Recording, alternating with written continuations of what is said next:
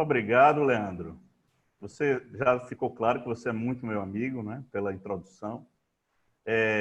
Eu tenho uma honra muito grande de participar deste evento. Acho que é um momento muito importante para a academia e para o mundo do trabalho discutir essa temática. E a mim me coube o tema pandemia como oportunidade para a precarização do trabalho. O título é autoexplicativo. Na minha visão, o atual governo e as forças do capital estão se aproveitando deste momento de pandemia e, portanto, de maior vulnerabilidade da sociedade, especialmente dos trabalhadores, para fazer passar uma série de medidas a pretexto do enfrentamento do problema da pandemia nas relações de emprego, a pretexto de assegurar emprego e renda para os trabalhadores, mas que, como ficará claro, não tem essa finalidade efetiva. Basta ver que não é só nessa área que isso está acontecendo. Naquela famosa reunião e famigerada reunião do dia 22 de abril, o ministro do Meio Ambiente deixou a senha do que o governo está fazendo nesse momento, que é aproveitando que todas as atenções estão voltadas para a pandemia, exceto as atenções do governo, para fazer passar uma série de medidas que são prejudiciais à nação brasileira, que são prejudiciais ao povo. Basta ver que ontem mesmo se aprovou no Senado a privatização do saneamento e da água, uma medida absurda no momento de pandemia como nós estamos vivenciando. E isso tem sido frequente no Congresso Nacional, como qualquer exame, sem muitos detalhes, pode aferir.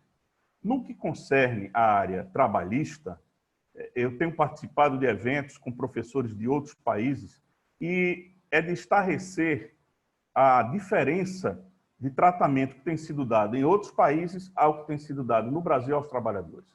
Enquanto em todos os países civilizados, as medidas são no sentido de efetivamente proteger o trabalhador e assegurar sua renda e o seu emprego, inclusive financiando parcialmente as empresas para que elas tenham como se sustentar nesse momento sem precisar despedir os trabalhadores, criando linhas de crédito favoráveis aos pequenos empresários, que são os maiores empregadores, para que eles se mantenham durante a pandemia. Aqui no Brasil, as medidas foram todas de precarização do trabalho e não houve efetiva distribuição de recursos através de linhas de crédito favoráveis aos pequenos empresários, porque, como vimos também naquela mesma reunião, o ministro da Economia declarou que tem que se salvar as grandes empresas e deixa as pequenas empresas se virarem, quando, na verdade, as pequenas empresas são as maiores empregadoras do país.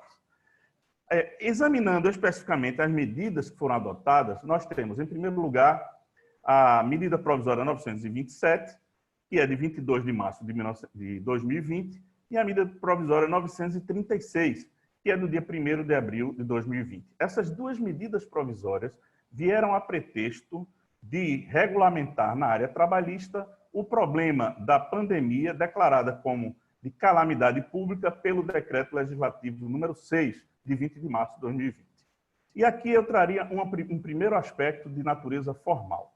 Se nós examinarmos o Decreto Legislativo número 6, de 2020, ficará muito claro que houve a declaração de estado de calamidade pública especificamente para o fim do previsto no artigo 65 da Lei de Responsabilidade Fiscal.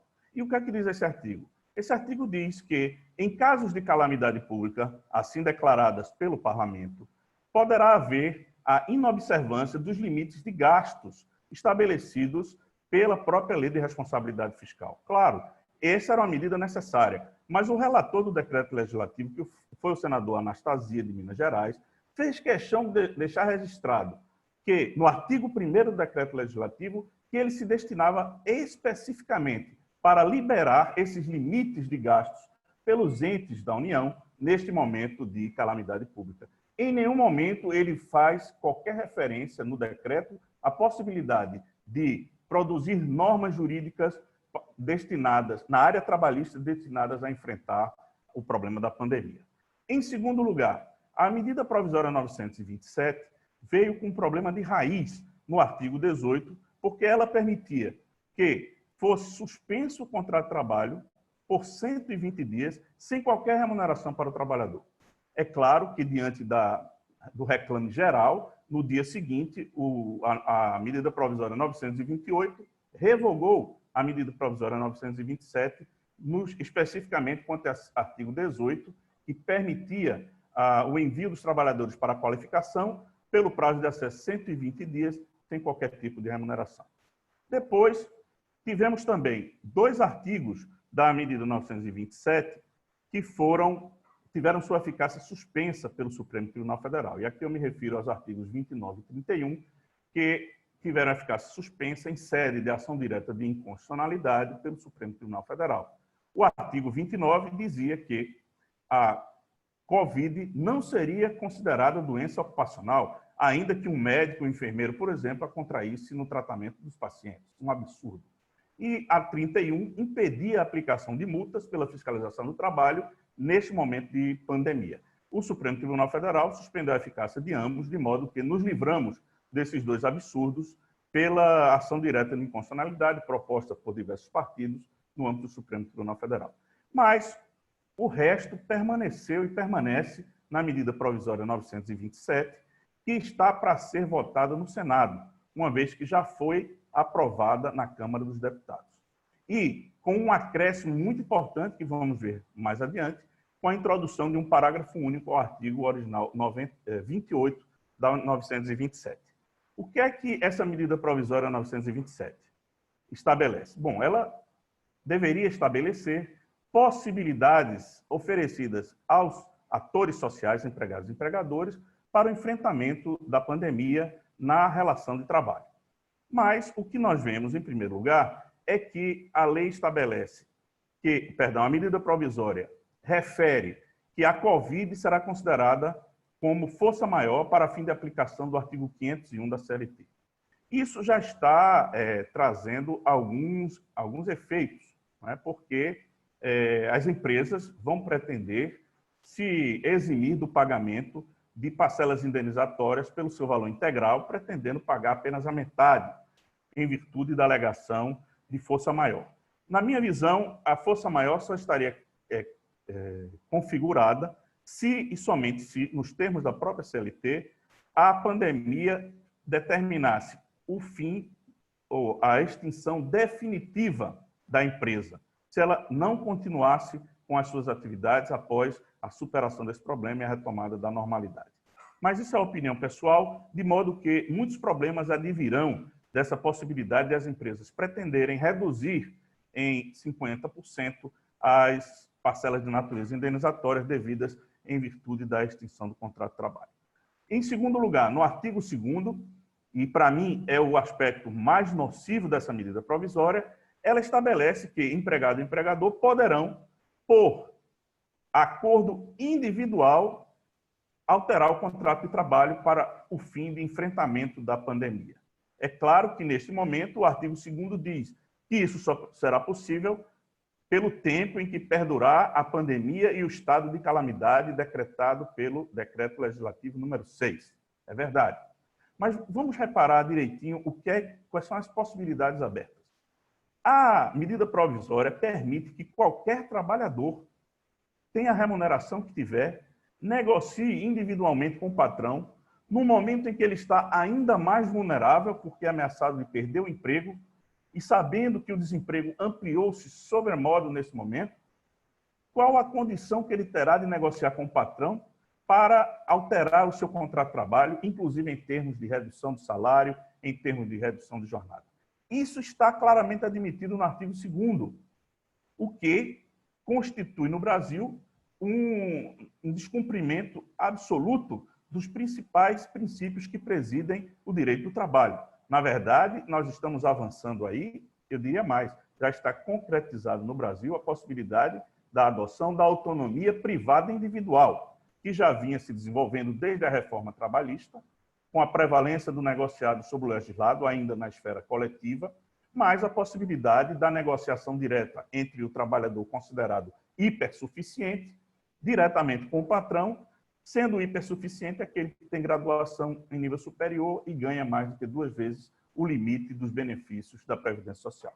Então, já vínhamos avançando na reforma trabalhista com isso, e agora nós chegamos ao que, na minha visão, é o grande sonho da classe empresarial brasileira: a possibilidade de negociação direta entre patrões e empregados, sem interferência estatal, para alterar, inclusive, contratos, para estabelecer critérios alheios ou critérios para o contrato que sejam inferiores ao que já garante a legislação, por exemplo, ou as normas coletivas de trabalho. O artigo 2º diz isso, que o ajuste individual terá preferência sobre a lei e sobre normas coletivas fixadas entre empresários, empregadores, através de seus sindicatos. Isso é gravíssimo. Por quê?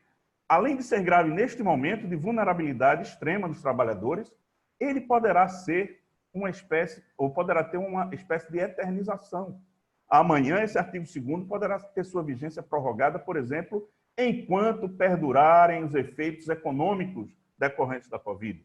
E depois poderá vir a alegação, não foi tão ruim assim, eles se entenderam muito bem, para que sindicato? Os trabalhadores e empresas podem negociar diretamente, tem maiores problemas e vai se consagrar no Brasil. Temos esse risco hoje de consagração indefinidamente da autonomia privada individual, negociação coletiva entre patrão e empregado. Esse aspecto é gravíssimo e merecia maior tempo de exame. Mas não ficamos nisso. Não ficamos nisso. A 927, todas as medidas que ela trouxe, além dos artigos 1º e 2º, vêm em benefício das empresas. Nenhum deles é em benefício dos trabalhadores. Os trabalhadores não têm nenhuma vantagem trazida ou nenhuma salvaguarda trazida pela medida provisória 927. Imagine que nós temos, em primeiro lugar, a flexibilização dos critérios de teletrabalho, que, embora seja uma medida prevista na CLT, teve agora a flexibilização para facilitar a posição dos empregadores no momento de exigir que seus empregados trabalhem em casa. Em segundo lugar, nós tivemos a possibilidade de antecipação de férias, inclusive de férias ainda não adquiridas, para gozo pelos empregados, neste momento da pandemia, em períodos de até 5 dias. Férias podem ser individuais ou coletivas também, nos termos da medida provisória. Mais do que isso, liberam os empregadores do pagamento antecipado do adicional de férias, permitindo que ele seja pago até o 5º dia útil posterior ao final das férias. E mais do que isso, deixa a critério do empregador o pagamento ou não do abono pecuniário de férias, que sempre foi direito do empregado e não prerrogativa do empregador. Isso está tudo no âmbito das alterações relativas às férias. Temos no banco de horas uma mudança radical e extremamente nociva, a criação do banco de horas negativo. Significa dizer que as empresas poderão considerar todo este tempo que o trabalhador não está podendo trabalhar, não porque ele não quer, mas porque os estados proibiram, por exemplo, a circulação, as empresas poderão usar esse tempo como crédito delas no banco de horas. Portanto, um crédito negativo ou um débito para os empregados, que terão que satisfazê-los nos próximos 18 meses após o término da pandemia, e é isso que diz a medida provisória, podendo trabalhar até 2 horas a mais por dia, inclusive nos finais de semana. Isso significa que os trabalhadores, por exemplo, para a recomposição de 3 meses que eles estão afastados até hoje, eles teriam que trabalhar 10 meses por dia, todos os dias da semana, para poderem compensar esse saldo negativo que eles estão ostentando hoje nos seus bancos de horas. Isso é um absurdo, porque a responsabilidade pelo problema da pandemia está sendo assumida exclusivamente pelos trabalhadores, que terão que trabalhar até 10 horas por dia, sendo 2 horas extraordinárias, sem o recebimento do adicional de horas extras. Mais do que isso, a empresa pode antecipar os feriados, ou dar por antecipado todos os feriados, neste momento em que o trabalhador não está atuando, exceto os feriados de natureza religiosa. Por fim, em favor das empresas, ainda houve o diferimento do recolhimento do FGTS e houve a suspensão de medidas administrativas sobre segurança e medicina do trabalho. Imaginem, os exames regulares, periódicos, não estão mais sendo exigidos. Só se exige o exame demissional. Mas, por exemplo, não exige o exame admissional. Então, por exemplo, o trabalhador pode entrar já doente para atuar na empresa e contaminar os outros colegas sem que ninguém saiba disso. Ou o contrário, o trabalhador pode entrar são, adquirir a doença e não terá como demonstrar isso depois para efeito de reconhecimento da ocorrência de doença ocupacional. Enfim, todos esses problemas previstos na medida provisória 927 resolvem a situação do empregador, mas só fazem dificultar a vida dos trabalhadores. Imaginem, os senhores, que os trabalhadores na área hospitalar poderão ter as suas escalas prorrogadas para além de 12 horas diárias, por ato exclusivo e unilateral do empregador. Imaginem, trabalhadores que já estão estafados com o enfrentamento na linha de frente do problema da coronavírus poderão ter as suas escalas dobradas, por exemplo, para facilitar a vida dos empregadores. Isso é absurdo e pode gerar uma série de problemas, não apenas para o trabalhador de hospitais, mas também, especialmente, para os clientes dos hospitais, os doentes que estão sendo lá tratados pelo excesso de jornada. Para terminar, a medida provisória 927 ainda permite a prorrogação a critério do empregador da validade das convenções e acordos coletivos de trabalho. Então, vejamos, a reforma trabalhista proibiu expressamente a ocorrência da ultratividade das negociações coletivas, na esteira do que já vinha definindo o Supremo Tribunal Federal. Agora, no momento de pandemia, o que faz a medida provisória? Autoriza a ultratividade, mas ao talante do empregador, sem a necessidade de qualquer interferência do Sindicato dos Trabalhadores. Os empresários poderão prorrogar a vigência das convenções e acordos coletivos de trabalho. Não precisaria dizer mais nada para deixar claro que o objetivo central foi facilitar e resolver os problemas dos empresários sem nenhuma preocupação com a situação dos trabalhadores. Mais do que isso, radicaliza-se o afastamento das entidades sindicais das negociações entre empregados e empregadores, e com um problema maior que o Supremo Tribunal Federal não reconheceu a inconstitucionalidade dos artigos da medida provisória 927 e 936, que permitem negociação individual para a redução de salário, desconsiderando absolutamente disposição expressa da nossa Constituição, que só permite a redução de salário mediante negociação coletiva. Então, toda a construção se fez de maneira a desfavorecer os trabalhadores, com o afastamento das entidades sindicais, já fragilizadas em excesso pela reforma trabalhista, e também com o risco de eternização de determinadas medidas que foram lançadas, na minha visão, como balão de ensaio nessas medidas provisórias 927 e 936. A medida provisória 936, e aqui eu já me encaminho para o fim, traz providências para a preservação do emprego e renda dos trabalhadores. Aí eles tratam, na verdade, de 3 institutos básicos. O primeiro, o benefício emergencial para a preservação de emprego e renda. O segundo, a suspensão dos contratos de trabalho. E, em terceiro, a redução proporcional de jornada e remuneração dos trabalhadores. Vejam bem, aqui, na minha visão, embora possa-se dizer que há um ajuste de vontades entre empregados e empregadores e a própria União, porque é ela que vai bancar esse benefício emergencial, nós podemos dizer que as facilidades, outra vez, estão oferecidas aos empresários. Por quê? Os empresários poderão suspender os contratos de trabalho por 60 dias, em até 2 períodos de 30, deixando que a União pague a esses empregados o que eles receberiam a título de seguro-desemprego. Portanto, em inúmeras circunstâncias, haverá a redução dos ganhos do trabalhador que receber esse benefício emergencial ao invés do salário pago pelo empregador. Então, a empresa terá despesa zero e o empregado terá uma receita inferior àquela que ela já recebia. E a União é que bancará esses benefícios.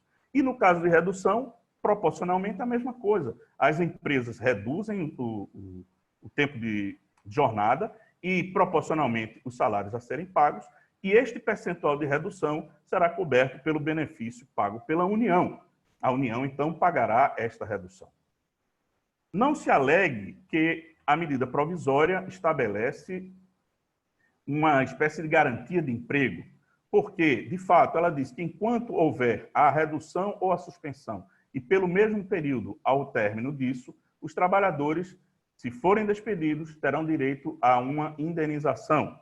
essa indenização será paga pelo empregador. Mas ela varia de acordo com o percentual de redução do salário.